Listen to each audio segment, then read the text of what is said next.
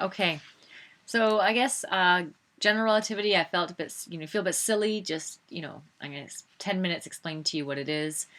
That's all I can ask you to know about it. Is that's the general idea of what it is, the evidence behind it. Um, that it was a bit controversial at first, but not anymore. Similar with quantum quantum physics. To even suggest I can explain it in a 10-minute video is laughable, but I hope I give you just some ideas of what it means. That's all.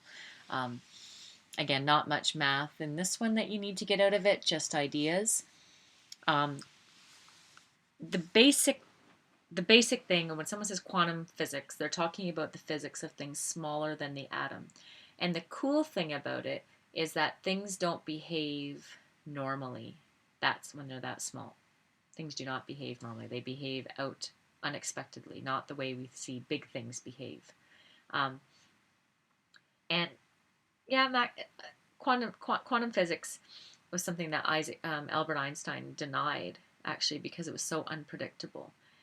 It's based on probability, not modeling or theories. But um, anyway, he actually also was a founder of it. But then it was years later that he denied it. But before Einstein, Max Planck kind of came up with a few basic rules, and I might be giving him more credit than he's earned, but certainly the quantum hypothesis, which was his work, says that energy, as we measure it, as we see it, as we experience it, comes in chunks. Where the smallest chunk of energy that can exist is called a quanta. It's kind of like money. The smallest, and anymore it's not even a penny, but the smallest measurement of money is a penny, right? We don't deal with anything smaller than a cent, right? Kind of the same thing. Quanta represents the very smallest bit of energy that can happen. And not, I guess, kind of like too with electric charge. All charge is multiples of the charge of the electron, right? It's kind of the same with energy, all kinds of energy. It's all multiples of a quanta, except for quanta is very, very small. Um, and the idea with that is if you use something like gravitational potential energy to picture it, from a realistic perspective, gravitational potential energy is a slider. It's not chunks, it's not steps, but just as a visualization, right? If Kirk is on trying to go from here to here or from here to here, if he slid up, if he could just move up like a slider like this, theoretically, that means that at any point in time, he could have a different amount of gravitational potential energy because he could have any height, right? You could measure his height as 0.00000003334, and then it could be 1.2222277. It could be any single number. Where if we looked at Kirk on a staircase, then and he's jumping from step to step, then really at any moment in time, neglecting the jumping period, he can only have multiples of the step height for his gravitational potential energy. He has, if each step, say it's a meter, just for the sake of argument, he has, mass times 9.8, 2 times mass times 9.8, 3 times mass 9 times no. Like he can't be anywhere in between. We're here, because he's a slider, that's what we call continuous, and this is what we call discrete. And if you take data management, you talk about those two terms. So in terms of the atom, because quantum physics is at the level of the atom, it's not the level of Kirk climbing a set of stairs. It's just I'm trying to give a visualization. But you know how you might remember that electrons, say if this is the nucleus, right, and these are the orbitals, which if you took 4U, they don't necessarily look like this, but like an electron can live here in this orbital or this orbital or this orbital. It can't live in the middle, right? Well, the amount of energy this electron has is directly related to how far it is from the nucleus, right, from the positive charges. And so if it can only be here, here, or here, it's like a staircase, right? It has to have, it can't be, it's not continuous. Energy inside the atom is discrete, not continuous. And really, all energy is just multiples of what can exist inside the atom. And that's really Planck's hypothesis. So from a macro scale, like a scale that we can picture, it's insignificant. We don't care about the fact that energy is discrete because this is tiny bits of energy we're talking about. But in the quantum world, smaller than the atom, it's important. So this Planck's constant sort of refers to how the multiples, it's like the height of each stair, or I think better, it's like a penny, um, it's like the penny.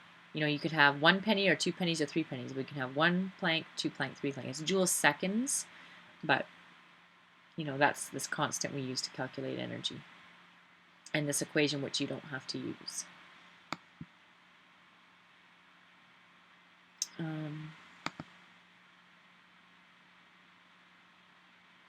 Yep, so one thing that got found, thinking of this here with energy of an electromagnetic wave, basically research showed later on, and we saw that one video with Young's experiment where they were shooting the electrons at the double slit and it behaved exactly like light. Well, this is along the same line of experimentation. It was found that matter follows Planck's, as far as energy. It's not just waves that behave. So he found it to be waves and it found not to be. And this is this idea that matter has wave properties. It's not, which makes sense because if electromagnetic waves are particles and they're waves, then why should we be any different? Why should our matter be any different? So we are matter and we are waves. That's hard to understand. I think Richard Feynman said, if quantum physics fails to, blow your mind, or if you feel like, oh, I get that, it makes sense to me, then you have no clue. You don't understand it at all. So that gives me some confidence as a teacher, because you may not get it, or as from your point of view as a student, if you don't get it, it might be just that you don't get it, or it might mean that you really get it, and that's pretty cool. That's pretty cool. Anyways, jumping on to something a bit more practical. One implication of the quantum hypothesis is that atoms can emit light and absorb light. And this is true because that's what radiation is. That's atoms emitting light. When you look at your, what am I trying to say? Radiation heating, like, when you have a hot plate and it turns red, that's atoms emitting light. That's all that's happening, right? So, what's actually happening that it emits light is you have a collision which bumps an electron to a new orbital. And when it goes back to where it started, like this is higher energy than this. So when this particle, sorry, other way around, this is higher energy than this. So when this particle, which is high energy here, falls back, again, think of gravitational potential energy actually. So the further it's away from the further we are away from the center of the Earth, the more energy we have. Same thing with electrons. So, but what happens is, if there's some sort of collision, okay, so imagine a particle comes in, bumps into this electron, bumps it up here. When this falls back, it emits light, and again, they can calculate that energy of that light using Planck's equation, which we don't have to do. And then Einstein basically took that information, and this is, I find it interesting because Einstein did some huge stuff with relativity, equals mc squared. He never received a Nobel Prize for that. He received a Nobel Prize for the photoelectric effect. He got it. He came up with it in 1905. He won the Nobel Prize in the 1920s, I think 1921. And it's often said that because again, this controversy that his theory was against Sir Isaac Newton, he sort of had a black mark on him. On the other hand, it was recognized, like most people said, okay, this guy is super famous, he's come up with some amazing things, but it's controversial. They wanted to recognize him, but didn't want to offend the people who still supported Sir Isaac Newton, so they gave him a Nobel Prize for the photoelectric effect. And he didn't even, I'm giving him too much credit to say that he discovered it all. He basically did the math of it. Someone else discovered it. But it's this idea that, and this is the basis behind a solar panel. So atoms can emit light, okay, but they can also absorb light. And what happens with the photoelectric effect is, you have some, for it to work, you need it to be a certain material. Um, and that's the material of your solar panels, right? And this is how solar panels work, is that the material would absorb a photon of light. That photon of light will energize the electrons enough that they actually take off and leave the atom. So you have the right material and you have the right intensity and frequency of the light. It can cause the atoms or the electrons to leave the atom inside the material of the solar panel. And when they do that, that is electricity. Moving electrons is electricity, and that's the photoelectric effect. And so Einstein really described it well in his paper. He wasn't the first to discover it, but he did win a Nobel Prize for it. So some important details. Some materials create more electricity than others. That's why solar panels are made of what they're made out of, which I obviously can't say. I honestly can't say. I don't know what material it is offhand. Higher frequency light creates more electricity, which probably makes sense. We've talked about that before, that higher frequency means higher energy.